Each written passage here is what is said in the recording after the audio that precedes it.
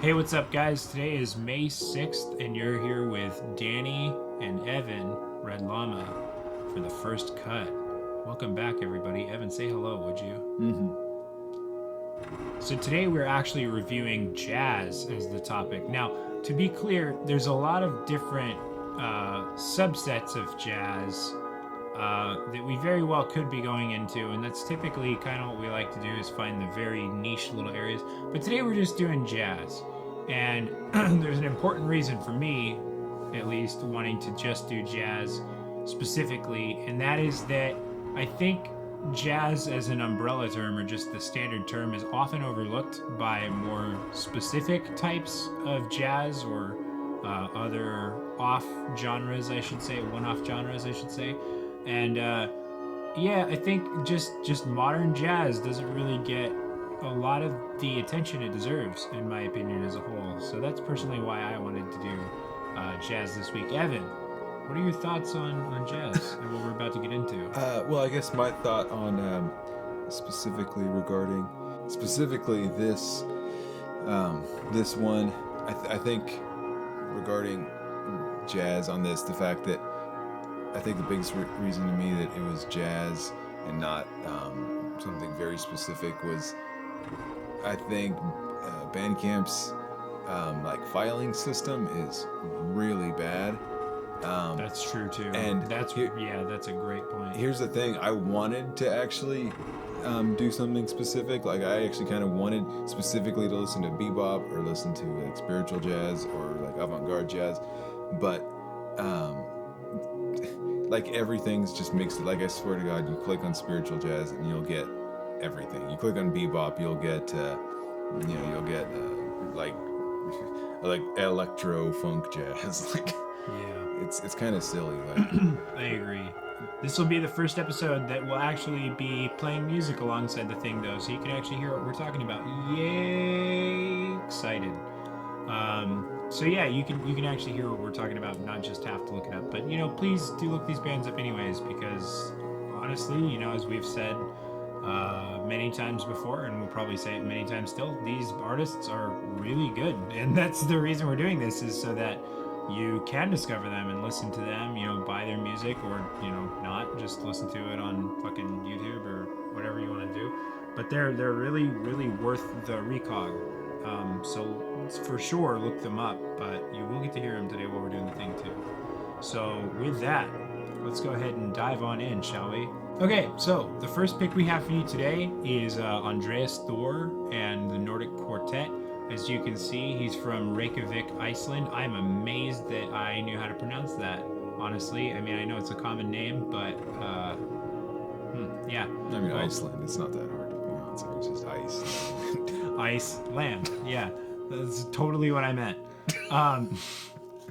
The big thing, I'll go ahead and lead off real quick. The big thing with this one, as if you couldn't tell by the name, I mean, the album's name is Nordic Quartet, but Iceland being a Nordic territory, as you may be able to guess, there are 4 people in this band. You know what? I didn't start the music on the thing, but I'm going to go ahead and start it right now with Butterfly, the first track.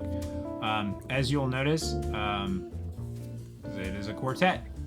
There's Andreas Thor playing guitar and pedal steel guitar, which I have to say, pedal steel guitar, very weird pick for jazz music, I think, as a whole, and we'll get into that later because it's only on a couple of tracks. But Anders Gronseth, I'm sorry, by the way, if I pronounce any of these things wrong, with the saxophone, bass clarinet, Andreas Dreyer on double bass, and Eric Nylander on drums and drum machine.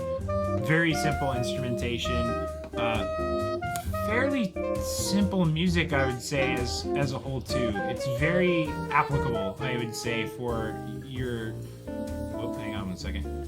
Very, very applicable, I would say, for your standard, just casual jazz listener. Now, it's not to say that if you're an advanced jazz listener that you won't enjoy this, but it's easy, I think, for just about anybody to get into.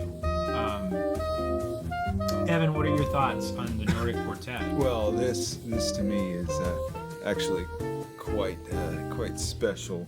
Yeah. just because I mean this was like the first pick that jumped out at me, I mean it was probably the fact that it was like called Nordic Quartet. It's like Nordic, it just sounds kind of cool. So and it's a cool picture, cool album cover. So I was like, yeah, I'll click on that, and yeah, it's cool. it was the first thing to jump out at me, and actually sort of have a unique little taste to it. And I think that's mainly because the featured track that was on the Discover tab. That's this one, isn't it? Butterfly? No, it was something else. Just because I remember specifically that I heard a bass clarinet, which I very seldom do I hear a bass clarinet in like modern jazz. That's a good point too. It's pretty fucking uncommon. And I guess the bass clarinet to me was a pretty underappreciated instrument I'd found for pretty much my entire life until a couple of months ago when I started doing a lot of recording of a bass clarinet. Yeah. And you realize like how powerful and great of an instrument it actually really is. Really beautiful instrument. So I heard the bass clarinet and that hooked me. That really grabbed me. And then of course there's like this the double bass is really nice. The double bass is great. The which definitely like the double bass nicely ties it into it being more traditional sounding. So it's not just out of nowhere. It's Western jazz, but with like an interesting spin. It's got the shimmery reverberated electric guitar that I think is just great. I like the contrast too. I'll say that the saxophonist plays two different saxophones and the bass clarinet, but the two that he chose were the soprano and the tenor. Now, granted, there are more than your standard for the soprano, the alto, the tenor, and the baritone. Which, by the way, for anyone who didn't happen to know this, which is probably 99% or more of the people, I actually used to be a jazz saxophonist of all things. I was an alto and then moved to tenor, but I think what I find, I guess, so great is that the tenor fills most of the range that the alto will. It doesn't get quite as high, but the soprano makes up its low end makes up for that range. And obviously, the baritone, it's not going to get extraordinarily deep, but I think it's a good contrast having the soprano and tenor versus, say, an alto and baritone, or alto and tenor, which this is a soprano sax now, for those who are unfamiliar. It's nice, sweet, sounds almost like a tinny clarinet. Gorgeous instrument. And I'll say, man, it really fucking makes me want to get one. I've always loved the way the soprano sax sounds. It's so good. Yeah. This is it's a nice casual listen. This is the featured track right here. There you go. Basic, that's what it is. This is the one that I think has like kind of like the noodly solos in it. Yeah, it's just which is really nice. Taking me away, which is nice. Yeah. But I hear that the bass clarinet is just that does something for me. That's sexual. It's so good. Yeah, and then I hear just like I don't know. Initially hearing that guitar too, I don't know. It made me think of Robert Fripp kind of. Yeah, I could feel that. I didn't get that myself, but like now that you're saying it, like I understand that. Yeah. Like I know that. By this point, it can be pretty obvious that I'm not like a jazz listener. I'm not a jazz expert. When I say Fripp, I mean he's not a jazz guitar player. No, so, but like, no, man. I don't know, Wes Montgomery, like sure. Yeah, my thing I'll say I like on this is that for the most part, it's very smooth jazz, and you get some areas where it picks up a little bit, and you get things that are a little more intense. Like this song you're gonna hear in just a minute is going to become much more dynamic. Spoiler alert. But even in the whole soloing quality, I feel like it's there's never a point where it's too masturbatory, and I think that's very common in jazz, where it's just kind of like a bunch of pretty decent musicians come in and just kind of have a fucking circle jerk with each other, and they're just like, look what I can do. Oh yeah, well check this out. And it's really fucking obnoxious to just hear people try and give their best little like noodling solo they can for like 5 minutes straight and then just call it a song. And I mean, to be honest, I'm not gonna throw shade on any classic jazz musicians, but there's a lot of fucking classic jazz musicians that do that too, and we're still revered as some of the better jazz musicians out there. And I think it's kind of bothersome to me that it seems like a lot in jazz there's an emphasis on technique over musicality, and that's pretty fucking disturbing to me, and it's one of the biggest reasons that I got out of jazz when I did, and started going into other things. But truly to see artists that can take it on a musical level as opposed to a technical level, it's really special, like Evan said, and I think these guys do it really well. That's why when I think of the jazz musicians I revere most, I think of like Albert Ehlers and like John Coltrane, Ornette Coleman. Were like I think probably the most important just because they were the pioneers of free jazz and like that's true too. Avant-garde jazz and like I think the music became only more self-indulgent, but I think it wasn't just like, it was actually interesting, I guess. Yeah, so I like that stuff. Yeah, indeed.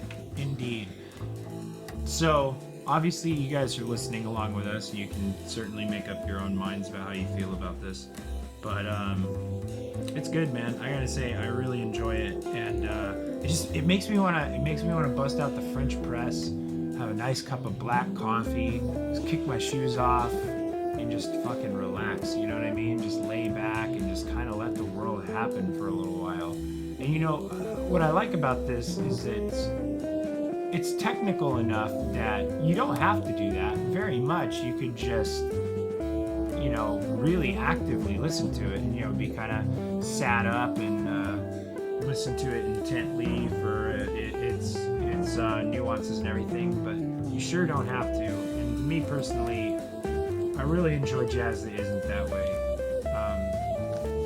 And that's really about all I have to say on this one. So let's go ahead and move on to the next one, but you know, fair warning for all of those watching, they are going to get a little bit more weird into the avant-garde, I think, as this list progresses as we go into the next couple of artists.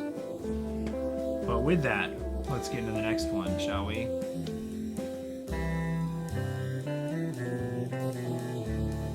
Okay, so getting into the next one, we have Sophie Faught from Indianapolis, Indiana.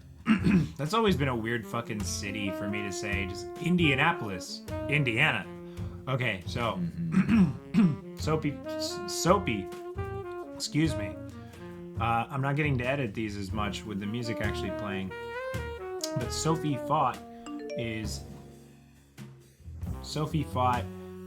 a tenor saxophonist. Oh, this is the title track. I thought I was going to start from the beginning. Oh, well, that's fine.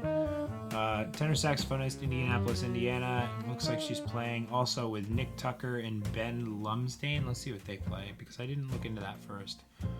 Nick Tucker is the bassist. Ben Lumsdaine is drums. And it sounds like they have the occasional guitarist who is Joel Tucker. I'm guessing probably related to Nick Tucker, but who knows? So, with that, this one is I'll say slightly more strange than the last, but still pretty casual overall. Not a bizarre listen particularly, but still very good. Evan, what say you? Well, I mean, I didn't have like a lot really to comment on with this. I mean, yeah, I like it. Yeah, I feel like it's a little more dependent on grooviness and like kind of creeping little riffs and stuff. I guess that's the thing. Is that like more emphasis on riffs, like the like which is not necessarily what I go for when I listen to jazz. When I listen to jazz, I mean, I want to just like listen to bebop, and I want to hear like a super quick tempo and like and just like changes that are like at a blistering speed. Yeah, for those who aren't familiar, Evan, and absolutely he can correct me on this, so because he's right here. Evan is very much a big fan of musical dynamics, and I don't feel like this album has that in spades. It's not to say that they're not there, but yeah, it feels a lot more traditionally in the pocket, which again is not a bad thing. Yeah, I mean this, but it's just, it is what it is. That's definitely a very true statement to say, and I don't think this one actually, it doesn't have bad dynamics. I mean, like I feel like I could listen to this like in the car and generally hear everything that's going on, and like it would sound fine. It never like wows me with dynamics, but and that's the thing. It's not. It doesn't sound like I listen to some other artists trying to discover some stuff on here in my journey, and I heard some jazz that sounded like traditional style jazz, but that was just compressed to hell and back, and sounded more like a hip hop production than a jazz production. So what they basically did was just take something that could have had a strong dynamic mood to it, and it just created like a huge fat thumping arrangement, which some people like that, I guess, but that's definitely not what I'm looking for when I'm looking for jazz. Yeah, and I'll say, I like, while I'm listening to this, I can hear the double bass, and I wouldn't say it's subdued, but it's very mild, it's very quiet. It's not it's not competing to be loud. And neither are the drums really. So I hope that y'all who are listening to this can hear that well too. If not, then of course go ahead and listen to it on your own, and I'm sure you'll be able to hear it very well. But it all feels like it has its good place. Like Evan said, the production is very appropriate to jazz as opposed to hip hop or something else. I dig the hell out of this, and I'm certainly not trying to imply that anybody doesn't. But just to that point, it's not crazy dynamic. It's fairly easy listening to, but for an easy listening jazz, I think it's pretty sick. To be honest, it's pretty good. Yeah, it's like I mean, as much as I love the traditional style of jazz, where you think of just like you pick a tempo and a set of changes and a key, and then you just have a bunch of different soloists doing their improvisational bits. This definitely feels a lot more song-based, which is I guess nice in its own way. It sounds, it has some interesting compositional structures to it that I think are pretty cool. Like obviously the territory it's going into right now, this is obviously not, I'd say obviously not improvisational, but maybe they're just very good at improvising with each other, but it sounds definitely could be composed to... I'm sorry everyone, I got a bit of a sore throat. But yeah, sorry about that. Our computer goofed on us a little bit, so we had to jump out and back in. But what else is there really to be said? I mean, good music, fun music. I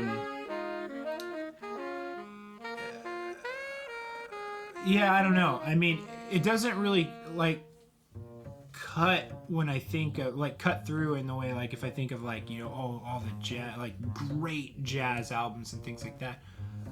but I wouldn't really say it like fits into the mold either. It's very good. I enjoy listening to it. I don't know if I'd personally go out and buy it, and I'm trying not to say anything that sounds mean, because I'm certainly not trying to be mean, and my thoughts on it aren't negative. But it's hard sometimes to say things that aren't, grossly positive and not sound negative, I guess. It's good. I definitely strongly recommend listening to it. And there's some more really bizarre themes on this album. I can't really think of any particular ones off the top of my head, but it does get into some darker, more experimental territories here and there. It's fun. I enjoyed listening to it. But that's about my wrap on that. Evan, do you have anything you'd like to say before we move on to the next artist? No, sir. Okay, well, that was Three Muses by Sophie Faught, Nick Tucker, and Ben Lumsdane. Give it a listen, would you? And with that, we're on to our last artist for the evening. Okay, so we're on to our final artist of the evening. We have Kim Oki with his with his album Cherubim's Wrath. I'm not going to... Well, I'm guessing Cherubim's Wrath is what the symbols are beyond that. I don't know, because I don't speak Korean, to be quite candid. This album is exceptionally dynamic. This album is very, very interesting. Very cool pick. I'm trying to see how the hell do you know how to pronounce the place where he's from. Gyeonggi-do, South Korea. I'm not sure, but man, this album is fucking weird, but I love it, and I'm sure you guys will too. Evan, what would you like to say on Kim Oki? Yes, very strong like this is one that I haven't bought yet, but I strongly considered buying before. Oh, it's only $7 too. Featured. Yeah, I mean it's definitely one I'm going to buy, because this album is actually, I found this listening to it very just very interesting in every way. For one, I mean it's again like all my everything that's good, it's just I don't know where to start. I guess the production quality is fabulous, but the interesting thing with that is that obviously, as you can tell from the title there, this is a remastered edition of an album from 2013, as it says down in the info. And I mean, it'd be interesting to hear what the original sounded like, but that's a good point. So this is obviously redone a few years after it was originally put out. But whatever they did to it, they might have done barely anything to it. I don't know, but it sounds great. Not to cut you off, but as we can hear right now, this is a double bass actually being bowed. And not that that's uncommon in the world of, double bass playing by any means.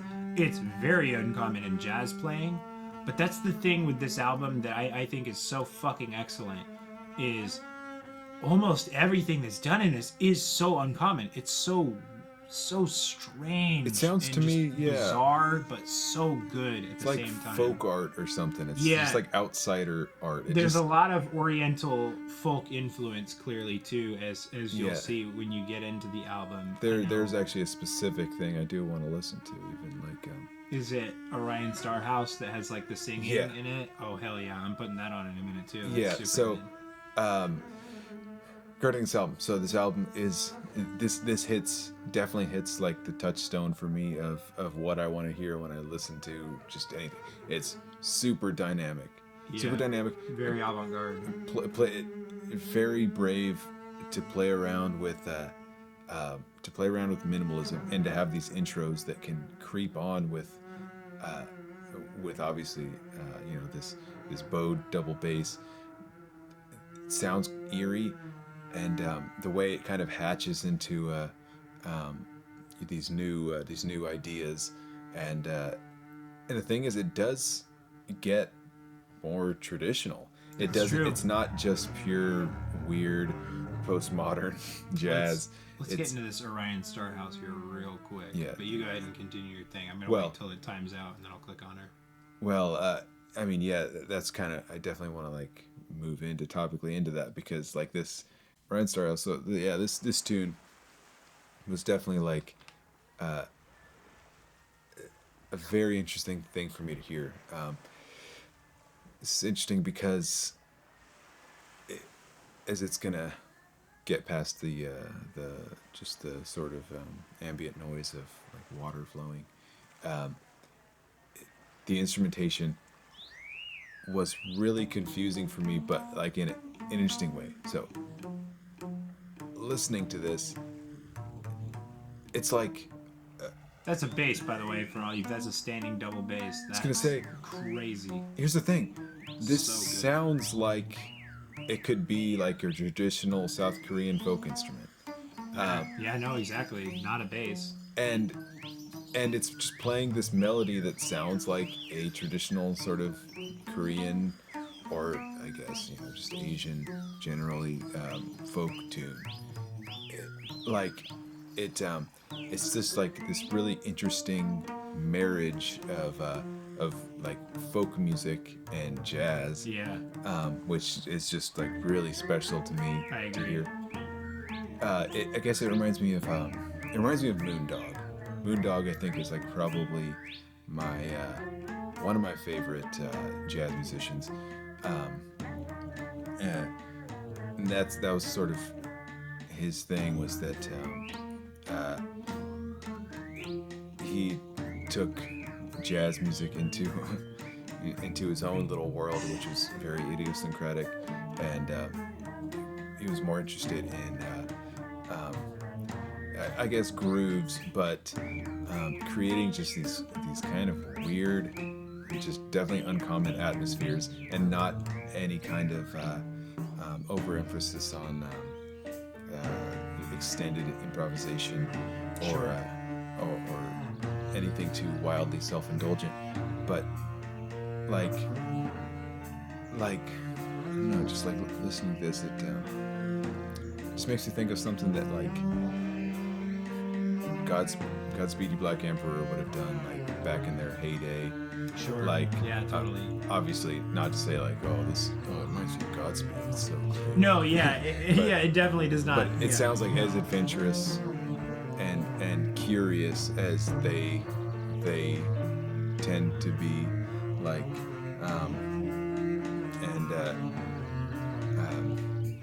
yeah, it's just a great timbre, great groove. Yeah, this was the highlight from this album for sure. Yes, and 2 points I want to make real quick. I agree with you on everything you've said on that, by the way.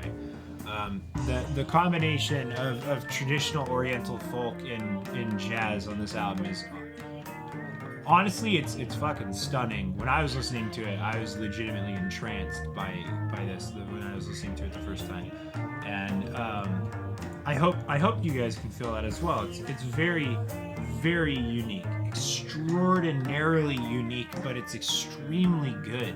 And I find typically when you find music that is extraordinarily unique, you'd be like, wow, I've never heard anything like that before. It's not very good. As a matter of fact, it's typically very bad, and it's not very easy to get into, but I definitely don't feel that way about this. But for all of those watching who can see this, and all of those listening who can't, I'm also noticing this album has supported by one person. That's like one supporter. That was a strong thing to get noticed for me. That is a crime, in my opinion. So if you're hearing this and you think this is pretty decent, I might consider buying this. It's $7 and it's supported by one person. Clearly, this guy doesn't have a whole lot of exposure. Please check this one out, because this is a travesty, in my opinion. That there doesn't seem to be a whole lot of traction on this album. It's upsetting to me, to say the least. Yeah, I think maybe an unfortunate part of that is that I think people tend to, on Bandcamp, they tend to see an album for $7 and they'll see, it's 7 tracks. I mean, I'm not gonna pay. Well, I mean, I paid $3 like most bands are just willing to put their stuff up for free, if not, maybe like a couple of dollars. I really, really wish I could disagree with you, but I can't. Here's my big thing, I guess, on this, that I would hope anyone with half a mind looking at this saying, oh, it's only 7 tracks. Okay, yeah, sure. And the first 2 tracks are pretty short. Track 3, 7.5 minutes long. That's pretty long. Track 5 is 12 minutes long. It's not particularly a short album, minus the fact that it's 7 tracks, but it's still a pretty decent length, and it's only $7. So you'd go to fucking McDonald's and spend more than $7 on chicken nuggets and a milkshake. For fuck's sake. The other thing off of that, it's like, fuck,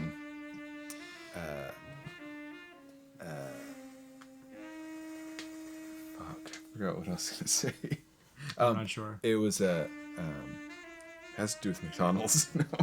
Yeah, yeah. No.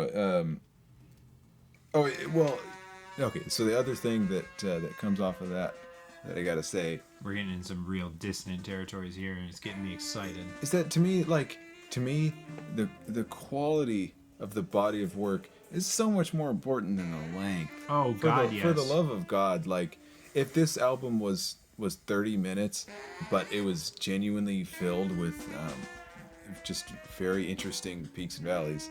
I mean, for God's sakes, how many Minor Threat fans are there out there that would be happy to listen to a 26-second song? Yeah. So, and then another thing people might think, and I don't know what people think, but I mean, I think people tend to, and I'm not saying jazz listeners. I think jazz listeners tend to be more open-minded when it comes to music, and more open-minded to minimalism. But I think when people tend to hear that soft plucking at the beginning of what was it? Hunchback? No, that was Bode. Orion Starhouse. Yeah. When they hear that kind of thing, or when they listen to Hunchback for that matter, they tend to hear that and it's like, this is one instrument. I mean, this isn't interesting to me. I need a lot of stuff going on. Yeah, and that's to me the way that this plays with that minimalism in the start and then creeps into. It doesn't even creep into like horror vacui. Like it's just a modest sort of arrangement that's going on here, even at like the maximum intensity, but it's just so it's just all like very interesting. It's just got it's just one of those funny things that I think that like people don't think about, but I feel like if you're able to, with your music, if you're able to use silence as a tool, I think silence is so powerful. Silence and like strong minimalism are some of the most powerful tools in music. Well, I mean, if you can play around with silence and put like some very just quiet pieces into a normal song, it just creates context, I think. I think there's an enormous point to be made on that for all artistic mediums, to be completely honest. I mean, painting with negative space is a huge thing, for one. So not being afraid to have areas of a blank canvas is a huge thing. If in a movie you have, let's just say an argumentative scene where, let's just say, 2 lovers are quarreling or something, and the whole scene is them screaming at each other, you haven't really created an emotionally dynamic contrast. There's nothing to simulate reality there. If you're creating instead a scene where, there's screaming and yelling and then there's silence because they're thinking, or they're heartbroken, or they're really reeling from pain, that creates that sense of reality, that sense of real longing, and makes you feel more engrossed by what's happening. Music is the same way. Music naturally doesn't happen in a state of constant sound, one level of dynamic, and then it's over. When you think of music really on a natural level, it is very dynamic, and it does own silence. So to be able to feel that and feel the reality of what music is as a whole, and really use those elements, especially as you were saying in playing with silence, is or softness even for that matter too, is very special. And it seems like a lot of people today are genuinely afraid of silence because they think it's going to be boring. But that's the thing, is it adds so much. Maybe this is a good place to plug one of the most common Miles Davis quotes. That's how he said, I think he said, I more want to be known for the notes I don't play. So it's like a modesty. I think like a certain modesty is just like so beautiful to playing and to music production. I'll say, I'm sorry, go ahead. Well, no, that's all I had. Oh, well, I think another big thing too is this album gets very dissonant.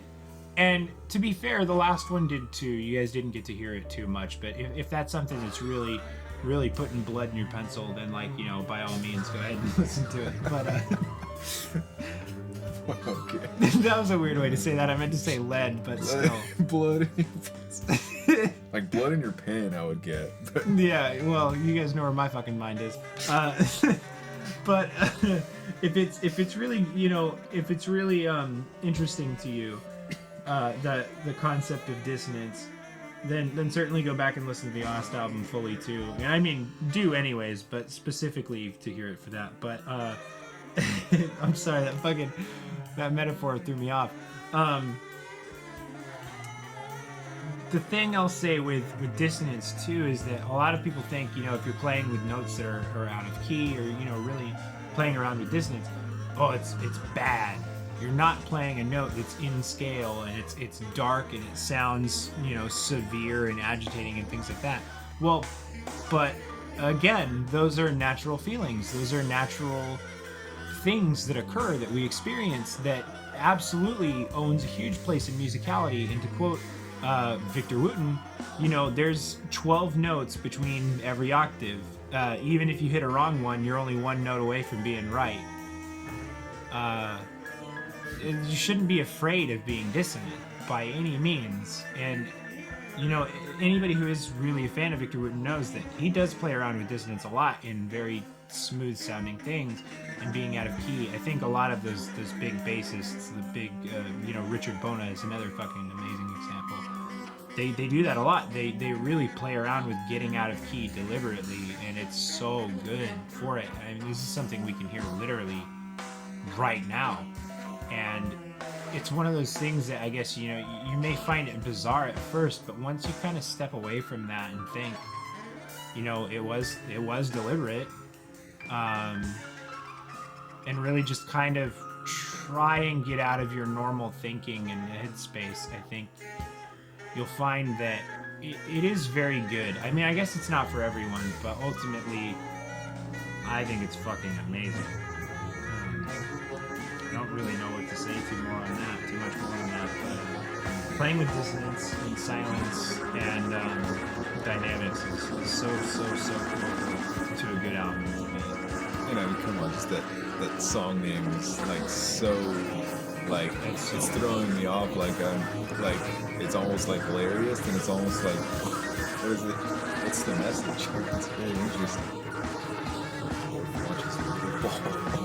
It's cute. So yeah, I imagine the little like bell tower demons from the fucking Dark Souls too, like shots like cannonballs. Yeah. But yeah, I mean, such a fucking good album.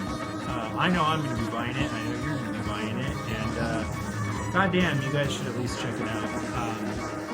I don't really know what more there's to say on it. I think the music, we've said a lot, but the music really speaks for itself a lot. But I do have one more point I want to make too.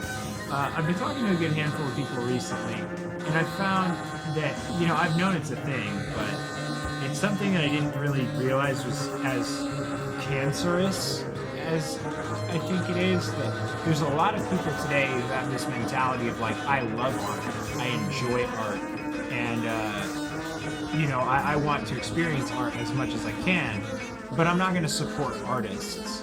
I'll listen to their album. I'll listen to it 100 times. I'll never buy it.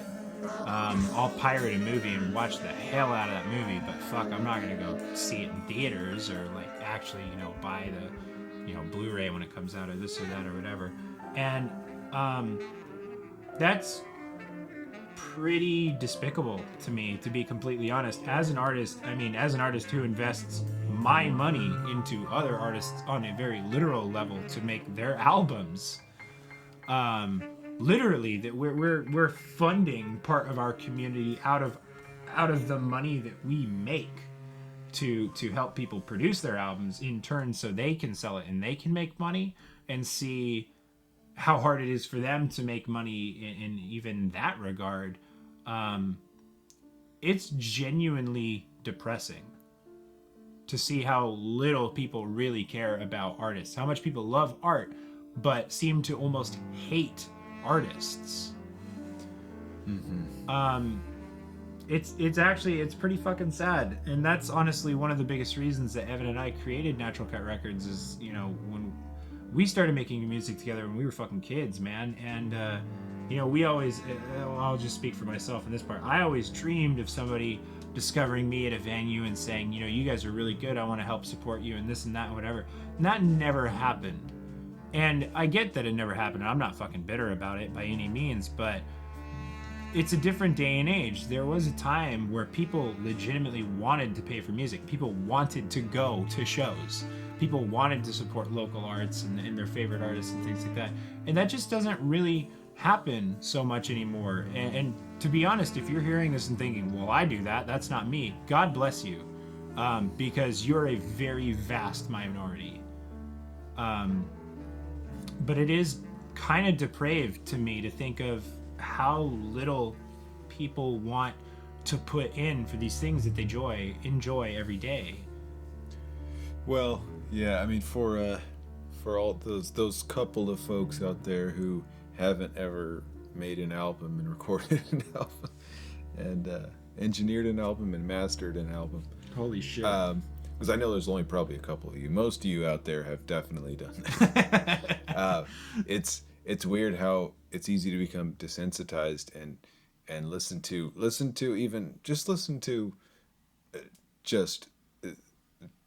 a pop album. Go listen to the new Coldplay or something. Well, don't listen to Coldplay. But I mean, I guess if you want to, but there's no malice behind that. But I still don't Coldplay. Paradise.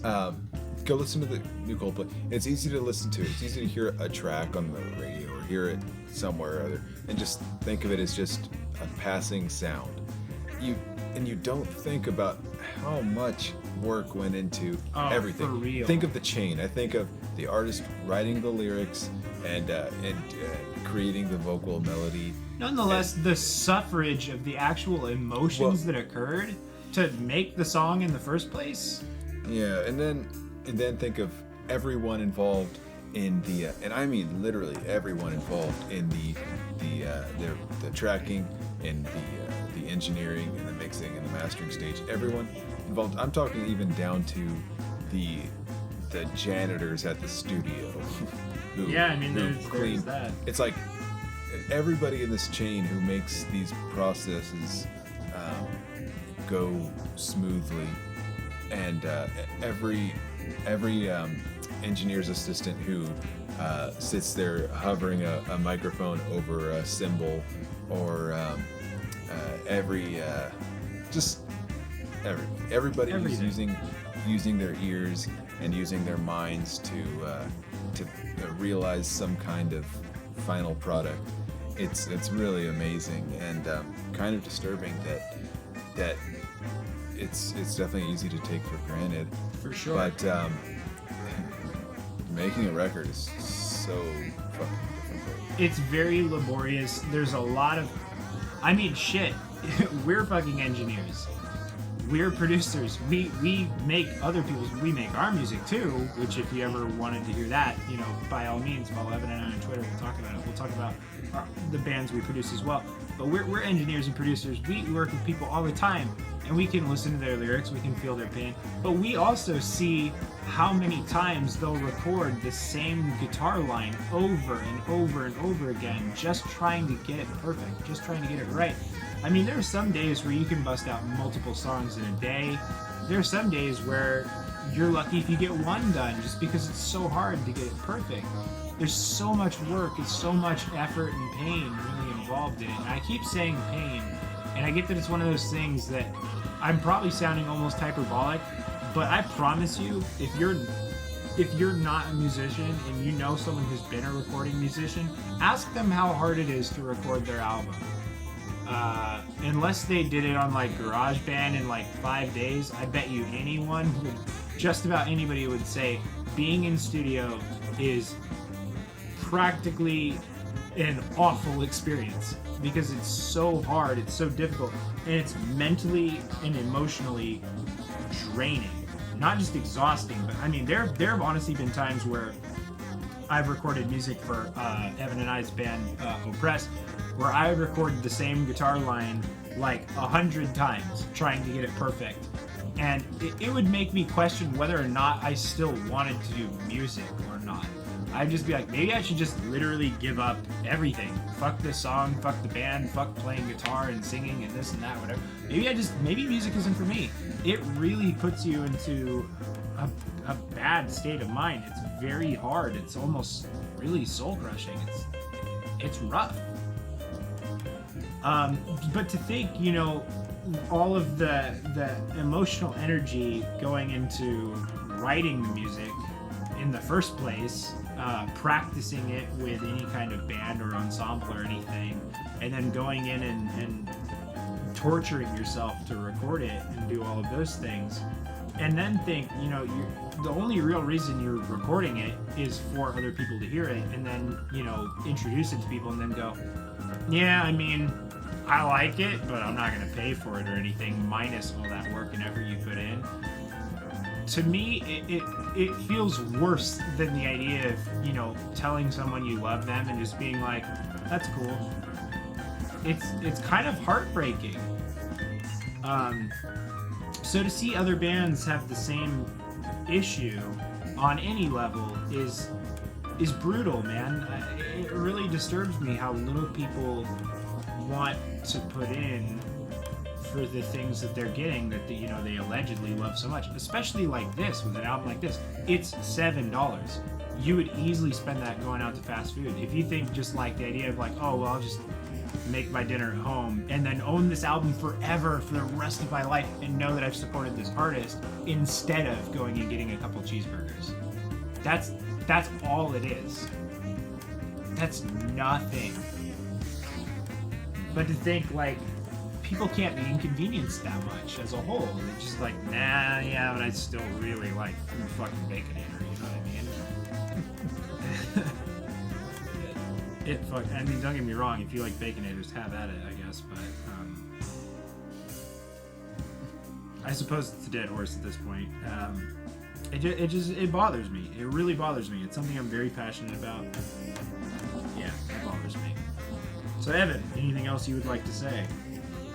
No, not necessarily. So that was Kim Oki and Cherubim's Wrath, if you're listening on iTunes or watching us on Peanut Butter Disaster. Thanks for continuing to watch, guys. We sure really do appreciate it. Obviously, we'll be back again hopefully next week. Might be a little later, give or take, hopefully next week, with a brand new genre, brand new ideas and everything to talk to you about. But I think that's going to wrap it up for the jazz issue. I hope you guys had fun. I hope maybe you learned something, or maybe you played this at your kid's bar mitzvah and he didn't cry too much. I don't know. But with that, if you've been drinking, drive home safe, or just stay at home. Don't drive out and get that fucking icy you've been wanting, and don't smoke meth. Danny VNCR and Red Llama signing off. Have a good night, everybody, or a good day, I guess, depending on where you're at.